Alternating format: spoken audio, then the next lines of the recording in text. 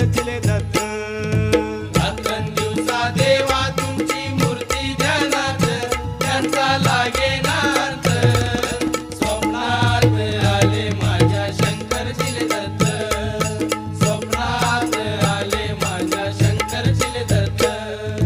श्वानाची फौज होती त्यांच्या संगत, श्वानाची फौज होती त्यांच्या संगत.